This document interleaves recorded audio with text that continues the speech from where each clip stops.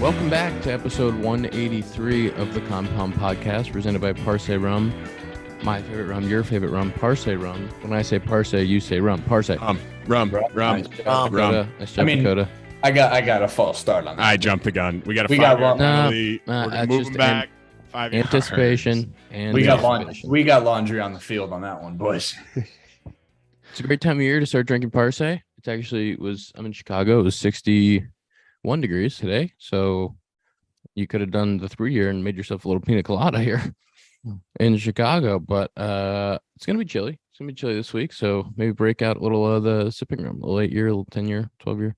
If you think 61 is chilly, you got another thing coming. No, I'm saying it was nice. It was nice today. It was nice in Chicago. Okay, I was gonna say, I was like, 61 is fantastic. It snowed last week. Does that mean if it's 60 right now in November, does that mean like in a week or two it's just gonna be absolutely freezing? Is that how that works? I'm not a big weather guy. I think that's how that works. You're not a meteorologist? No, I like a front, either a warm or cold front is coming in. Don't know which one it is, but is that how that works? Sure. Yep, that's how that works. You should apply for meteorology school. You could just skip right through. Yeah, my bad. I did get to do something cool yesterday. What'd you do? I got to go to the Blackhawks game. Ooh, you did. Had great tickets, and they won. Yeah, great tickets. You were on the boards. I was on the boards. Did Bedard come over and like bang on the boards right in front of you after he scored? That was for you, Happer. We Julie and I went, and I had been to a couple other games, but never sat there or on the boards. And that's a really fun fan experience. I had a blast. It was also really fun because the Blackhawks went up 4-0, and the first period they just dominated. And they were playing the Panthers, and the Panthers, we were where the Panthers goal was for the first period, and it was just mayhem over there. Blackhawks just getting shots on net. And let me tell you, I got some favorite players after Perry. Been around a long time. Corey Perry. Defenseman. Did you say Perry? Yep. Nope. Corey Perry's a center. Center? It's massive. Yep. Are you talking about the same person I am? Maybe. No, I don't. Maybe he's not not. Massive. He's like, his nickname's the Worm. That's not the guy I'm talking about. I don't think we're talking about the same guy. Not a defenseman. Did you say Perry or Harry? Yeah, Corey Perry. He looks massive out there. Well, he's not a defenseman. Well, I don't know hockey that good, but you said defenseman. He's right wing. He was spending a lot of time right in front of the goal. They got to list at 6'3". All right, he's 6'3". I guess that's big boy. I feel like 6'3" on skates is big. Big boy. That's bigger than I would have guessed for sure. I tell you, he got in a little scrum with the goalie. He was trying to fight somebody. Nobody would fight him. Oh, no, he's one of those goalie. He's one of those guys. He's a little like, that's why his nickname's the Worm. He's just like a little rat. Like he just fucks with people. Well, awesome. The goalie was getting chippy with him, and he kind of squared up with the goalie, but knew he couldn't fight him. There was a big respect thing there. I saw it. Big respect thing. And then he said, somebody come fight me for this. And nobody would. I'm not a big hockey guy, but I feel like a goalie and quarterback are very, very close in respect. Like if you go out one of them, if you go out one of them, everybody's coming to your side and saying, "Hey, here we go." If you even throw a puck on net, like a split second after the whistle, someone's coming and throwing down with it. Yep. Like they don't mess around with that. Also, Bedard had a sick goal. It was nasty, and the people loved it. So, Ian, are you 28 or 29? I'm 29. Does it make you feel good? He's 11 years younger than you. Yep. Really good. Does that feel good? It makes me feel good too. Pretty impressive. He moves around really well out there. I don't know anything about hockey, but he looks incredibly fast and also hilariously young on the ice. But they were up 4-0. They ended up winning 4-2. It was a great game. Had a blast. Big Blackhawks fan. They tried to blow it late. I was watching the game. They actually won 5-2. They got an empty netter at the end. 5-2 empty netter at the end. You're right.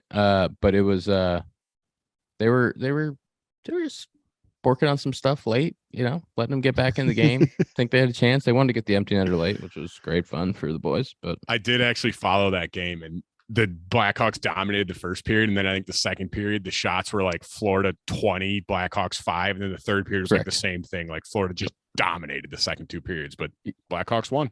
But the second period, all the action for the first two periods was where we were sitting, which was awesome.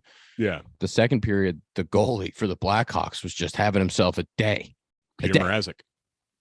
20 some shots, and he was just catching everything, deflecting I was proud of him.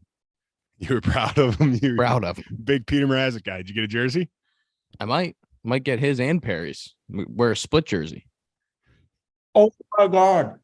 What, dude? Zach, you can't react that much to a Vikings touchdown. No, I was watching the highlights from the Blackhawks game last night. No, you weren't. Yes. You swear? No. It's like, I don't believe you, because it also happened like 10 seconds ago. I don't know what you're watching. Let's going. talk about the World Series. We're gonna pivot from Zach's excitement for football, and we're gonna talk about the World Series. Rangers win. Rangers win it in impressive fashion. The blowout, they had Leclerc come in, and even the announcers were like, man, you get another look at him, like, you don't know how this is going to go down the road. It was like Bruce Bochy was like, yeah, we're not playing around here. We get guys on, we're bringing Leclerc in. They're up like 11-5.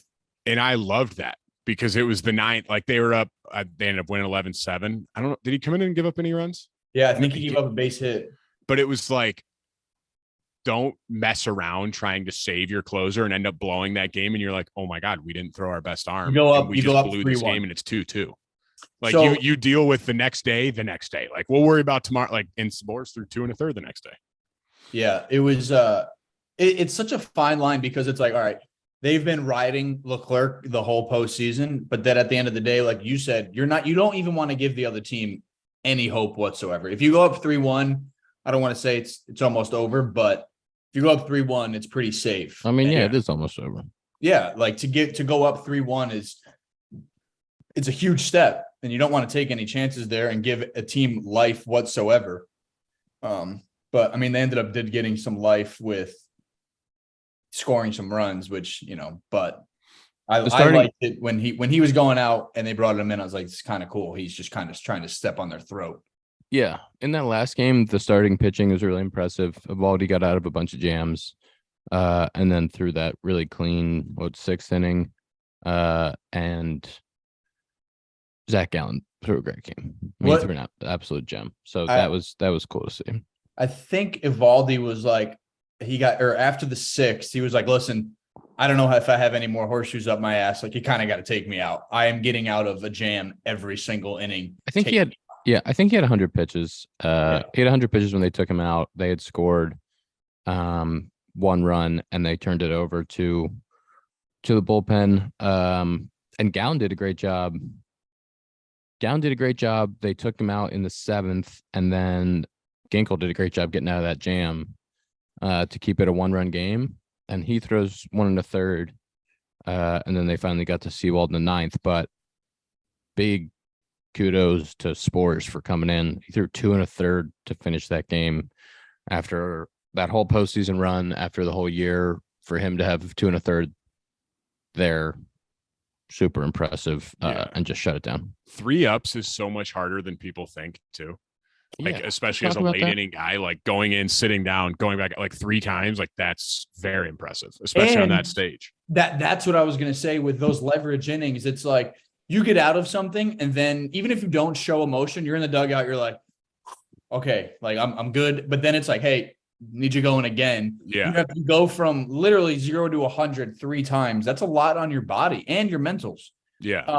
Ian, do you remember facing Spores? I'm pretty sure he was in OKC when we were there. And even back then, he was just like nasty. It was almost like hey, this guy just needs an opportunity. And then he's been with the Rangers, I think, for a few years now. But he came out of the Dodger system? Yes, I'm pretty sure. And that high spin, especially in 19, it was before that I was really introduced to it. And I was just like, dude, how am I missing these fastballs? And then he has the banger on top of that. And again, it's just kind of, you face somebody, you're just like, all right, this guy's going to get a spot somewhere, and he just needs an opportunity. Can you guys talk a little bit about facing high spin guys? Because Seawald's also a guy, obviously he got roughed up in game 5, but he was terrific throughout the playoffs. He's a guy who only throws 92, 93. but he's getting those swing and misses, and they're talking about the kind of the rise and the spin that they're I don't know if they mentioned it or not, but his thing is called I think a vertical approach angle, a vertical attack angle from a pitcher. And it's like his release point. They call it VAA. And I forgot, I think 6 or 6.5, I think, I could be wrong, is normal. And I think elite is like 4 or 4.5. And he's in the elite zone. So he's throwing it from like a very low angle and it appears to be rising. And Ian, I don't know if you've noticed this. I could be wrong. But in game 1, when Seager clipped Seawald, he has a toe tap, but he did his toe tap so early where because again, like those I think I've heard from you might have told me this in spring training one year. I asked you about those high view or high spin top of the zone guys. And it feels like you have to catch them so far out in front to get your barrel almost above the ball. And I would be curious to see if Seager did that intentionally. Like, I got to clip this really out in front so I'm not underneath it. I don't know if you have a specific way of hitting those guys. Well, the interesting thing is that before, when the sticky stuff was present, guys were throwing super high spin rate, like really jumpy stuff, but kind of anybody could throw it because they had the sticky stuff to enhance that. And so even guys that had the high arm slot could still throw it because the spin rate was just so ridiculous and it always felt different. But now without the sticky stuff, the guys that can still really create that effect are guys that have super efficient spin, but also those guys that throw from that lower slot. And it's not that the arm slot is on down here on the side. It's that those guys drop their entire body and still get that really good spin. So Seawald's a good example of that. He's kind of a 3/4 slot, but he gets really low. Kimbrel does that too. Yeah. Some guys that get really low, and actually sneaky Kershaw has done that forever, where he has this really tall set and then he drops his body. That's why he's so deceptive. And so guys that do that get really low. It almost feels a little pushy, but those guys get low enough and still create that really good spin. So Seawald's ball is super, super effective to lefties up and away because it's such a hard pitch to cover. And that one to Seager was in. And so when it's in, you have a little bit better chance to catch it because it doesn't have that like late upshoot away from you and your hands are so much closer to your body. You have a better chance to do it. But yeah, it's really about pushing those guys closer to you, I think, and not chasing them away, up and way off the plate. The upper up and in like cutter from a righty to a lefty is really hard too, because that almost does rise if you get it up, if you get underneath that cutter, because it's spinning like that. And it's funny, like there's sometimes where like a lefty side armor will throw that up and in riser to me. And like I've said it before, like lefties, especially if they throw a little bit of a sinker, and those ones, I mean, it just fucks with your eyes too. It's like you're expecting it to be belt high, and it feels like you're swinging at a pitch way up here, and you still just have no chance sometimes, and it's so frustrating. It's one of the reasons Hader's been so effective is because he is a little bit crossfire, but he really gets down low and almost throws that leg side upshoot that feels like it's rising. But Seawald's a good example of that. But I think the Rangers team that they just won the World Series with, like most of this team's coming back. At some point they might get DeGrom next year, maybe not. Basically the whole starting rotation is coming back. Whole lineup's coming back. That kid that they had hitting in a 3-hole is going to have another year under his belt. Like they're set up to be a good team for a long time. I could be wrong, but I'm pretty sure that said something about DeGrom going to Texas. And I was like, man, especially after, seeing them last year, they had a tough year. They didn't seem like they were very close. And, they've said it hundreds of times. They lost 100 games or whatever it was. And then they bounced back and win the World Series. This is a big FU to a lot of people, which is pretty impressive. I was on the Rangers train. I was about to say, I think we got to give credit to Ian. Because I'll be honest, Ian and I had I think it was over under 85 wins. I was on the under, so feel good about that. Feel good where I was at. Ian was, I think, person one on the Rangers bandwagon last year. This time last year, you were saying you believed in the Rangers, and worked out. Pretty good pick. I believe. It's a smart guy, very knowledgeable. Do you want to touch on the ratings for the World Series? Ratings were down. Ratings have been for the World Series have been declining over the last 6-ish years, 7 years. I saw the chart. There was like a chart posted, and it was pretty bad. Didn't look great. And it's tough because baseball had such a great year this year. Rules changes worked. Attendance was up. Ratings on regular season games were up. Probably a bunch of reasons competing with football. College football went to this thing where they play basically every day of the week now. So there was a ton of competition during the World Series, and I think there has been a ton of competition in the last 6 years where there's just more programming at that time of year than there is in the middle of summer when we're the only show in town. But I think we're missing a big one though. Like, I'm someone that's a huge baseball fan. I'm 27. I'm in the demographic that MLB wants. I watched almost every game, but I don't have cable. So I'm watching them on streams. I'm watching them through other ways. I think it's unrealistic to ever expect ratings to start going up again. Less and less people are going to have cable. I think this is more about, to me, less and less people having cable, and that being less and less of a thing that people who are under the age of 35, under the age of 40 are using consistently, and expecting those numbers to rebound when every single statistic regarding cord cutting shows that it's only going to get better. It's only going to increase. More and more people are moving away from cable. So I don't see the way the numbers are ever going to get back to where they were. How do they calculate that? They don't. That's the thing. I mean, I watched almost every game, and I don't think I'm calculating any statistic. And so, someone like me who watches the games, whether it was at work, whether it was through streaming sites, they're not part of the number. So I do feel like those numbers are a little misleading in that way. In one, and the other way, I think MLB didn't do a great job of marketing this. Like, when the Cubs played in 2016, there was so much conversation about neither of these teams had won. And, what was it, 1948 for the Indians and 1908 for the Cubs? Rangers never had a championship in their entire history. Nobody seemed to really be talking about that. And people want to say these are two small markets. They're not really. Dallas is a pretty big market, and Phoenix is a pretty big market.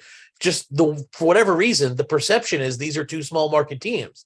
And I think that's something that they could work around. But I think to expect the numbers to ever come back to where they were is not very realistic, because the numbers aren't just there anymore. That is crazy that I didn't even know that the Rangers had never won one until Tom just said it right there. Like, I had never heard that before. That's crazy. 1961. I mean, this is a franchise that has, a 50-year history, never won a championship, and nobody wanted to talk about it. That is crazy.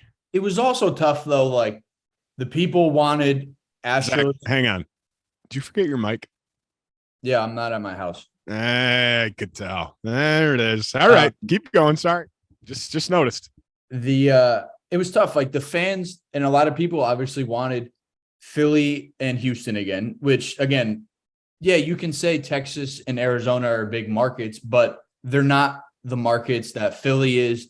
Especially Philly had the people on their side with the songs that they had, the people on their team, and the Astros. Everybody's going to want to watch the Astros, whether they like it or not. And I mean, I think it was more so, and also just a surprise to people. And they were like, oh, fuck, like, Texas is playing, the Diamondbacks are playing. Like, we don't really know much about these teams. And like you said, it was a Friday night, Saturday night, like, good luck. And then Monday, I mean, you're still just competing with so many other sports. And then it only went 5 games. So I think, if it got closer, if it went game 6, game 7, the ratings went up a little bit. But I agree. I think it kind of just deterred many people from the, right off the get-go is, fuck, man, I wanted to see the Phillies and the Astros again. Like, I'm not really going to watch, especially if it's on the weekend. I think that's the easiest thing to look at. I mean, I don't think there's anything you can do about it, but even like the ALCS and NLCS, like, if they were playing Sunday night and there was football on, like, I was probably watching football. Like, I feel like most of America is leaning football unless you're a fan. Like, I'll flip to like the Phillies games when they were playing and stuff like that. But I feel like majority of people are always going to lean towards football unless they are diehard baseball fans, which or fans I just or think fans less of that and less specific, people are. Yeah, that fans of that. Yeah. Especially, again, Monday Night Football, like it's a huge ordeal. Sunday Night Football, whatever nights it was, like if you can get a Tuesday, Wednesday, yeah, then 100% with nothing else on. But it's hard. And again, like that first night, the game 1 was fucking unbelievable. Like, yeah, but it's on a Friday night or whatever night it was. Like, it's hard. People go out to dinner. They're not going to stop their night for game 1 of the World Series of teams who, aren't the most popular. Like, I think if the Yankees were playing, it'd be a little bit different, but Friday is the worst television day of the week. Right. For sure. So it's hard. Yeah. I mean, you can say that they're big markets, but you're fighting the days of the week, and that's hard. Fighting the weekend is hard. I think Tom makes a really good point about cable cutting too. Let's move from 2023 baseball season to 2020, 2024. Hold on. We got to talk about what Seager said. Go ahead. Electric. It was at their parade, right? After they won it and they did the parade in Arlington. Yeah. I think Arlington. And he's up there and he trolled Alex Bregman with I don't remember the exact quote. But he's like, people were wondering like what would happen if the Rangers didn't win the World Series. I guess we'll never know. It's hilarious to me that Seager was the one to do it. Yeah, because Bregman said people are wondering what would happen. What'll happen if the Astros don't win the AL West? Yes. After they won the AL West. He said, I guess we'll never know. And Seager's like, well, we won the World Series, so you can have the AL West, buddy. Yeah, that was pretty good. And I think next year you'll get to see a pretty, heated.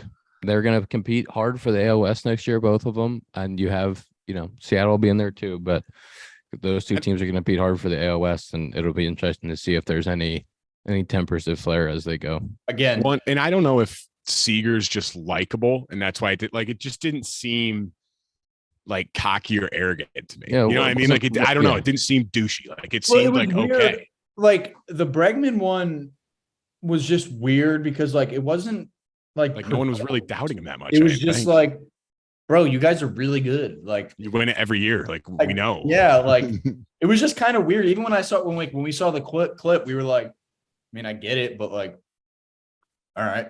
But it's not like there was all this media like, oh, what's wrong with the like? I mean, maybe there was, and I didn't see it, but maybe there were people saying like, oh, the Astros don't look the same as they have in years past. Okay, right. But it's like, it's not like anyone's like, oh my gosh, the Astros won the AL West. This is crazy. Like, yeah, man, you guys are really good. You've been really good. But teams have to. You always have to look for that motivation. You've won it 7 years in a row. You always have to try to figure out what's going to light a fire to get that team to keep going. And some would say it's a dynasty. Not me, but some would say, not me. Back to Seager really quick. Would you say that he's a dog? Yeah, like he's still underrated somehow, man. Like, oh yeah. I every time I just see him play, and I'm like, fuck, like he's so good. He's a top 5. I think we've talked about it before. Like, he's just, I would say, I mean, top 5 player or shortstop. Yeah. Okay. Does he play short or second for them? Might be a top 5 player. Sure. I was going to say player. I was going to like, he's top 2 in short, I feel like. Who would you put above him? You have to rank out the players. What shortstop would you put above him? No, and I'm not saying he's not the best shortstop. I don't know if I could say top 5 player. Why? You got Shohei, Judge, Trout. I mean, Juan Soto's up there. I think Corey Seager is better than Juan Soto. That's very recency biased, though. Juan Soto with the Nationals, there's no way on earth you're saying Corey Seager's better.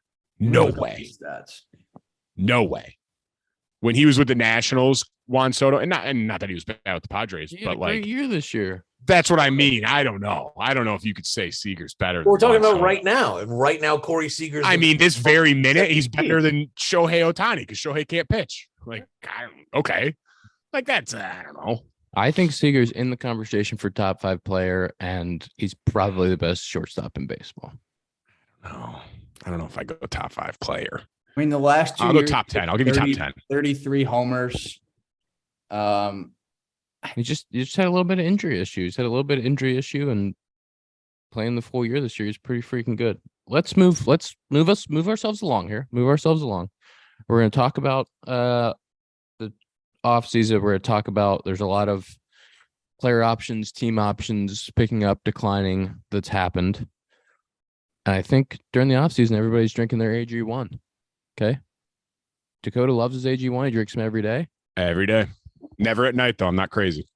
AG1 is a foundational nutrition supplement that supports your body's universal needs like gut optimization, stress relief, and immune support. So even if you're not a superstar athlete like Corey Seager, you can still get some gut optimization, some stress management, and immune support.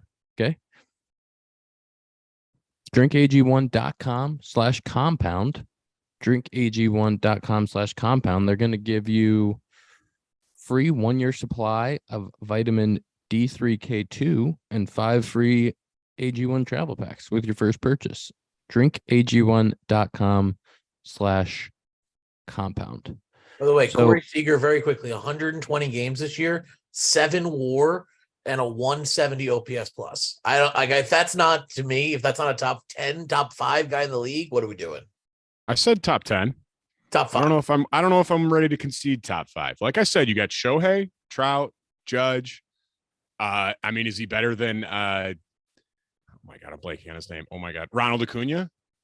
I don't think so.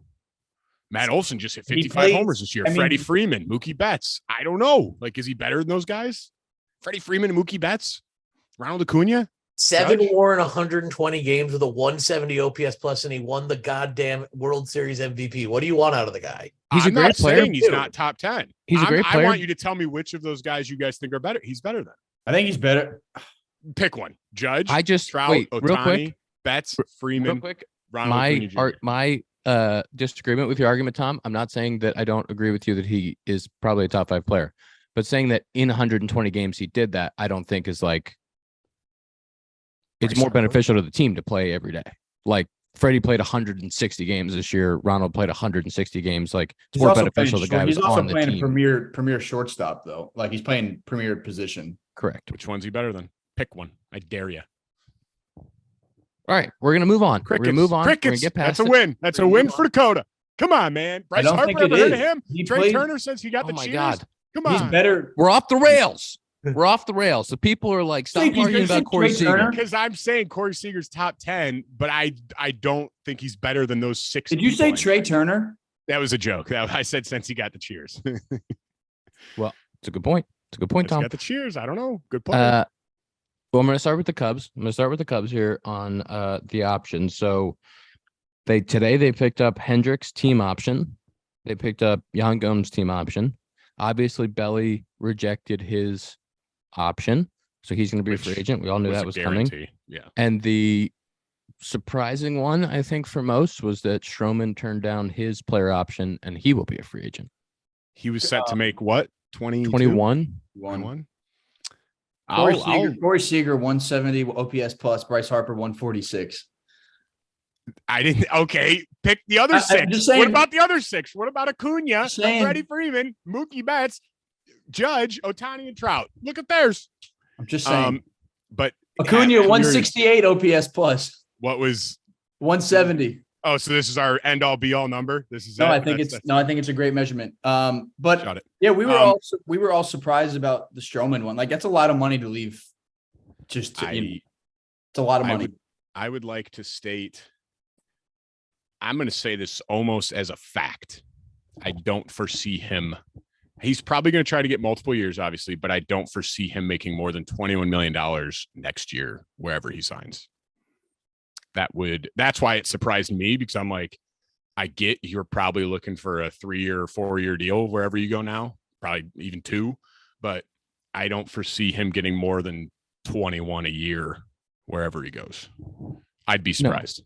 I would say the most likely structure that he's looking for, and I have no idea what he's looking for, but the most likely structure is a 3-year deal with an opt-out after the first year, so that he's not, if he throws well next year, he can go back out.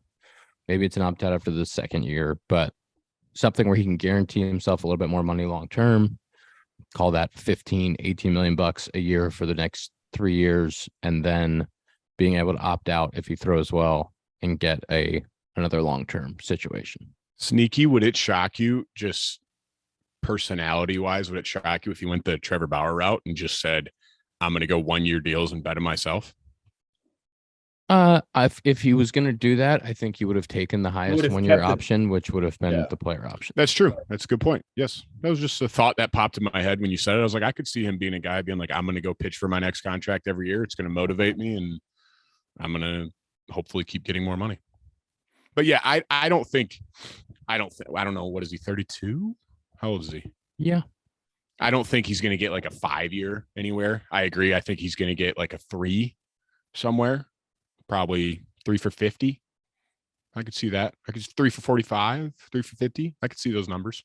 And I mean, he's good. He's still very good. Like I think a lot of teams. He's great. There's still a lot have of teams interest looking for him. Yeah. I think he's gonna have a big market. What he did in the first half this year was so impressive. He was an absolute ace. He was a all-star. People forget he was an all-star this year. He was one of the best pitchers in baseball in the first half. Had some injury stuff, and was just derailed for a little bit. And I think that he is still one of the best, most consistent pitchers in the game when he's healthy. And I think he's a great teammate. He's a fun guy to be around. Works his ass off, and I have a lot of respect for him. So, we'll see where he ends up. But he's is it exciting? I don't know if exciting is the right word. Intriguing to go into the offseason and knowing like, I feel like the Cubs got some money to blow and they're going to make some big moves. Because I saw him linked to Soto. I think that Japanese pitcher's coming over. He's supposed to be really good. I don't know his name, but he's supposed to be unbelievable.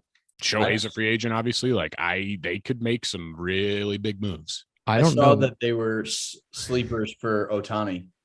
It wouldn't. You got Seiya there. Like, you think he's not talking to Ohtani and that other guy coming over? Like, recruit him, get him there. I don't know what the Cubs are going to do, but I do think that this Stroman opting out freed up some money for them to go do, whatever they want with. Our starting rotation was deep. We don't have like we have Steely, and there's not like another proof. There's not a proven like the Rangers just go out there and roll out Eovaldi and Scherzer and those dudes. But I think that we had Assad, Wicks, Hendricks. Okay. JMO. I was waiting for you to say Kyle Hendricks. I was like, Steele. I'd say he's pretty proven. Well, yeah, he definitely is. I thought you were saying Steele's only proven time, arm. but I was like, I'd say Hendricks is yeah. I trust him. We have 5 guys and then Stroman. Yeah. So they were gonna have to make some decisions on like, all right, who's moving to the bullpen out of that group, who's gonna. Plus, you had Hayden, who started the year as a starter and then went to the bullpen. So there's always young guys coming. Yeah. There's always young guys coming. So they had a bunch of starting options, and they were going to have to figure out, how that all fit together. It'll be interesting to see what they do with that money and where they place it in the offseason. But that's the Cubbies. But it's exciting that they have, like, I feel like yours is the biggest, maybe Seiya's the biggest contract on the books right now. I forgot who makes more. Oh, Dansby Swanson. Ever heard of him? But I'm saying, like, there's some money to be spent, which is exciting as a Cubs fan. I root for the Cubs now because there's so many big names out there this year. Like, I feel like there are some whales to go get that can change a whole organization. For sure. Dodgers end up re-signing Muncy. He had another year left, but they restructured his deal. He is going to be a Dodger for a few more years. Eduardo Rodriguez opted out. The Muncy one seemed like a no-brainer. Like, what you're getting from him every year. I feel like he's been there forever. They need to bolster the middle of their lineup. He's back. They're going to make a splash. They went and got under the luxury tax so that they're going to compete in free agency. It'll be interesting to see what they do. The Eduardo one only surprised me because I thought the whole time like he was going to opt out, and then I saw tweets saying like, "Oh, his agent in the front office is like working on a new deal or a restructured deal," and that surprised me a little bit because I was like, I feel like he's going to test the waters. He also didn't. He turned down his trade, didn't waive his no trade because he wanted to stay in Detroit, and then he ends up opting out. So he's out, and then they went and traded for Canna. So Canna's going to be left field, right field option for the LT Grays. So they're already making moves. That one was the Eduardo one. It's like you see both sides of it, obviously, because if he says like, "Hey, I want to stay in Detroit," I earned the no trade clause. Like they're on my list for a reason. You don't put that in a contract just to have it in the contract. And then again, at the same time, it's like you'd be leaving a lot of money on the table if you didn't opt out. So it's like, can you blame somebody for doing that? But I agree. It was like kind of like he opted out, and it was just like, yeah, I mean, go get it, man. Go get paid. And I wouldn't even doubt a Tigers reunion possibly. Like if they still are interested in him, like it wouldn't shock me if they came in with an offer and it was his best offer. Yeah, Tigers probably going to spend some money this offseason too. Yeah, I mean, they're picking up Canada's 11, I think it was 11 and a half.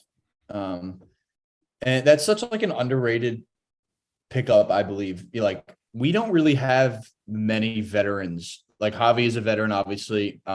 Eduardo left. Boyd is a free agent now. Mekkes done. Yeah, and it's like, Canada's been around for a little bit, especially in the position player group. We don't really have many veterans, if any, besides Javi. Like there was a time where on the field we had everybody on a rookie deal, like including pitcher and catcher. Like, and I think he said something, I saw it. It was like, you don't really need much for a young team that has like a little bit of a core. They kind of just need that little bump over the edge, and a veteran presence could do that. You don't know, just being in the locker room, having some experience goes such a long way. And I think it was such an interesting, pickup. Nobody really saw it coming. He also had such a good second half. Yeah, like rakes lefties. And again, like I think it's such an interesting, I think GM is such an interesting route, like where to go, like position player group or pitchers, obviously. Like, do we get this guy for more than one reason? We can spend $1 zillion to get somebody who rakes, but I mean, 11 and a half is still a lot of money for a fielder. Yeah. Go ahead, Dakota. You got something? I was just going to say, I feel like the Tigers just need like 2 big bats. Like, because the AL Central is very gettable. Silver Slugger, Silver Slugger finalist, Torque. Banks, Raj had over 20 homers. That's what I mean. But like you were saying, like it's so young. I just feel like if you go get like 2 like big boppers to put in the middle of the order, just 2 really good players to put like with easier said than done, obviously, to go get 2 really good players to put in the middle of your order. But if you could do that, like with all the young talent around, I don't know. I mean, the AL Central, who knows? Yeah, for sure. Chapman, sneaky. Yeah. ZS59, heard of him? ZS59. Chapman would come there. Zach would teach him. Yeah, all he knows. He'd probably become platinum glover. Was Zach? I mean, this is what we do here in this locker room. I don't know what people are saying. You're a leader in there now. You're one of the vets. Yeah, one of the vets. That's what I'm hearing. Yep, I'm hearing extension talks. One of the not surprising moves, but definitely a shakeup for the baseball world, is that Joey Votto. The Reds declined Joey Votto's option, and Joey Votto is now a free agent. That is, how many years was he with the Reds? Somebody else? 17? I think it was 17. I think that's right. But Joey Votto no longer a Red. It was also very amicable. Like, they said nice things about Joey and basically said like, hey, there's not the at-bats for him. Like, he's 40 years old. There's not the at-bats for him. Like, they have young guys. We have young guys. Time for us to move on. Yeah, he was there for 17 years, and then Joey said really nice things about the Reds. Said he'll forever be a Cincinnati Red, and that he appreciated all of his time and everything. And like everybody will always remember Joey Votto as a Cincinnati Red. He won an MVP there.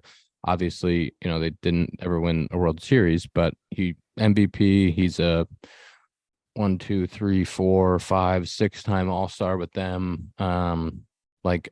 Just incredible career with the Reds. It is good to see when you're there that long that it ends and they're both like, yeah, like it was time. Like Votto wasn't like, like this is bullshit. Like they're not trying to bring me back. It's like, no, like he gets it. Like they have younger guys that they'd rather give the at-bats to. Like they're a younger team too. And it's just good that it ends on good terms. When, like you said, like you'll always see Joey. I don't see him playing anywhere else. It would rattle me to see him in a different uniform. Yeah.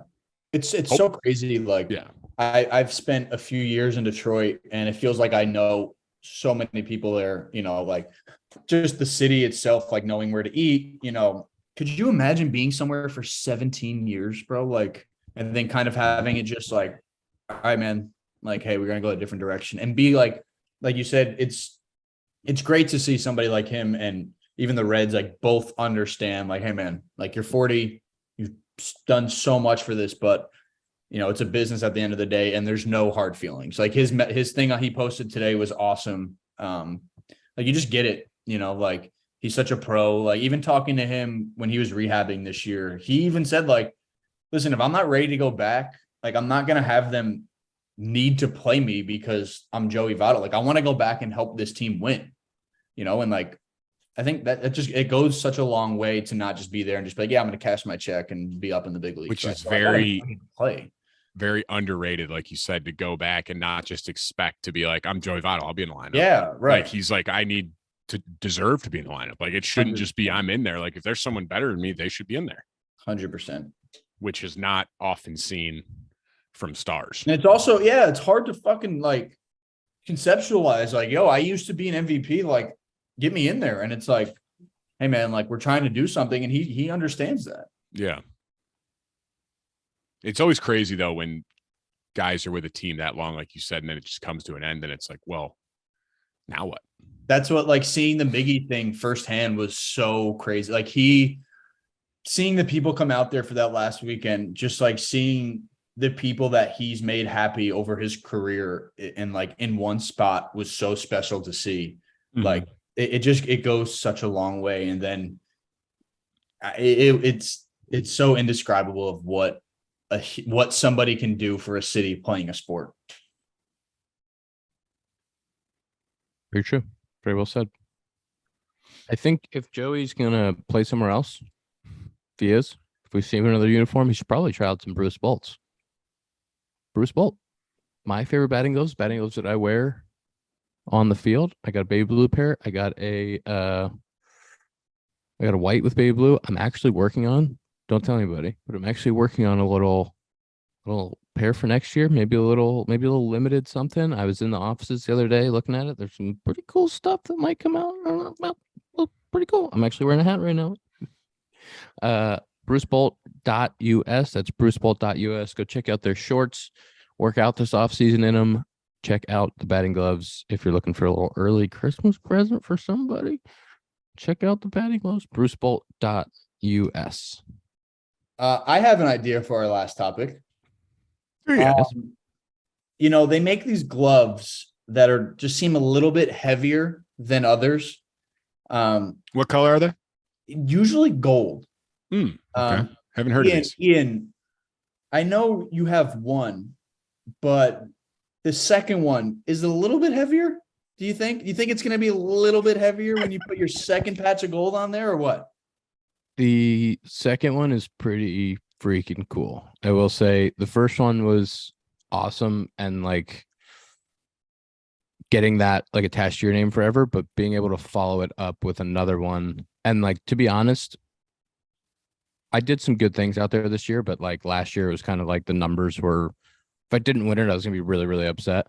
Like this year, I think the coaches vote like carrying over and like having that reputation now, and like winning a second one, being able to follow it up was super, super cool. And I'm super pumped for Nico winning, like to be there at there's a dinner in New York, and to be there and like watch him get his first one is going to be the coolest thing ever. Like for all the time that we've spent together and all the hard work I've seen him put in, like switching positions, going to play second base, and in his first year full time at second base, winning that is like the coolest thing ever.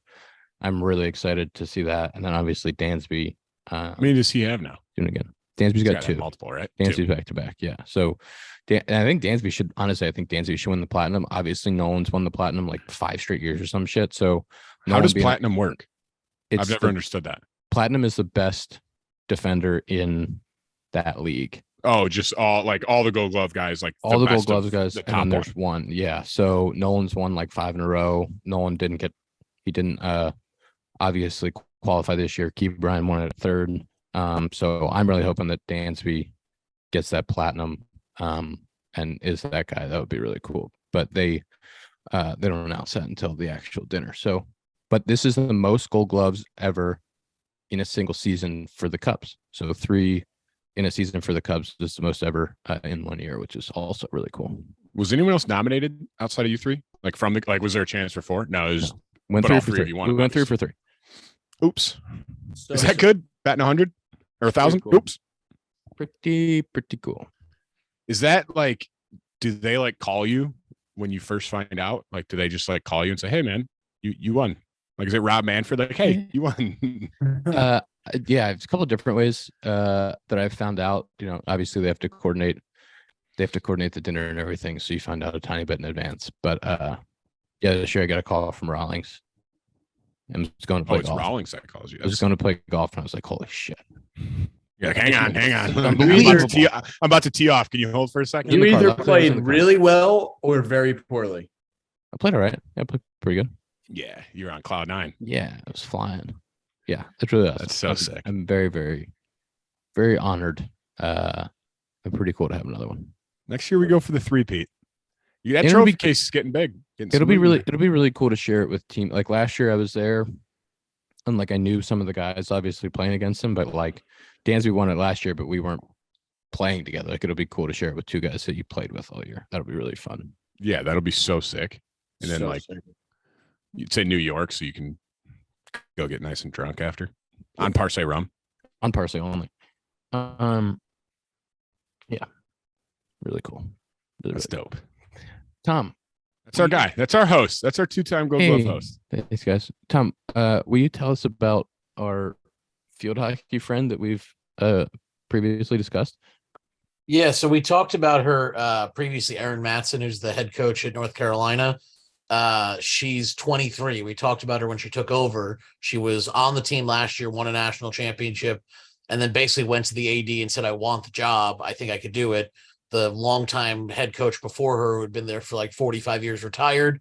She's 23, took over the program, and they went 12-3 this year and just won the ACC title. They got the NCAA tournament coming up, but pretty impressive. She got some attention over the weekend. They beat Duke to win the ACC title. And the fact that she's able to be a 23-year-old head coach and keep that rolling, I kind of want to update people because that was a really interesting story that's now panned out pretty well for them.